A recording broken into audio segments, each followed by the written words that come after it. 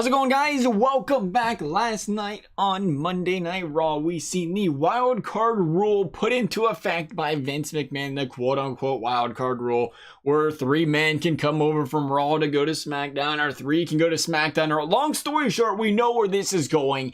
It's the beginning of combining both rosters, and in my opinion, it's the beginning of worst content for WWE. Now, maybe some may say the last few years the brand split hasn't gone as planned. I don't blame the brand split. SmackDown was doing great. Raw struggled. But what do you expect when the champ is never on the show? You can't blame the brand split on that. Some of the best memories post-Attitude Era came when both brands were split. Both rosters had their, or each brand had their own individual rosters. Make sure we're being perfectly clear on that. But let's make something loud and clear right now so everybody understands this. If they want to merge the brands, not the brands, maybe it'll still be Raw and SmackDown, but they want to merge the rosters. I have one thing to say about that. If it wasn't for the brand split and having individual superstars on both brands, Becky Lynch would never be a thing. I am 110% confident Becky Lynch would be a mid-carder. Keep this in mind. Becky Lynch was thrown on SmackDown in the first place to be a mid-carder. They didn't really, they kind of threw her in the kind of bin, and they was like, whatever, we thought this was going to turn out. It didn't. We'll throw you to SmackDown. You do, right? And SmackDown gave her a chance to build her brand, build her fan base, build her name, and she did a very good job of it and becoming the top diva in WWE right now. If brand splitting never happened, we would still see probably, I would have to guess, Charlotte Flair, Alexa Bliss, Ronda Rousey, maybe Asuka. I don't think so. They buried her. Maybe Sasha Banks and Bayley, all of them likely running the division, and then we'd see somebody like Becky Lynch, I don't know, thrown into a tag team or just thrown into the, I don't know, the Riot Squad type of mix or something like that. No offense to them, guys. Nothing but the best of wishes for them. But I don't see Becky Lynch flourishing if it was for the brand split. But why is that? Because, we got fed the same stories on Raw as we did on SmackDown. So that meant airtime for everybody.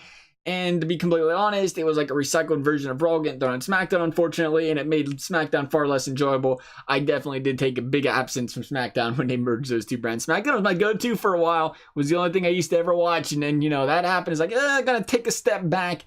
Then they put them back and separated them again, made SmackDown a little bit more enjoyable. But you just go back to thinking, like, now, if you're going to merge the rosters again, you're going to see the same things happen on both nights. It's almost going to feel like the Charlotte, Becca, and Ronda Rousey storyline. Maybe this is where WWE's getting it from. They tried it out there. They felt like it worked so well. But for me personally, I seen the same exact thing happen twice a week for 3 months. It was a fantastic rivalry. But I would be lying if I didn't think it was getting stale seeing Charlotte, Becky, and Ronda Rousey attack each other twice a week. Every single week, as if we didn't know it was coming. It was definitely something that you see it once a week, sure, twice a week, it gets a little stale. But I think what is more important from a fan and superstar standpoint is with the same superstars on both brands competing, that means they are taking away time from other up-and-coming superstars. There's always going to be these young guys, and there's a whole lot of them right now coming up from NXT, guys and girls with great potential coming up, and they're already struggling to get airtime. And it's going to only get worse from here. So what's that lead to?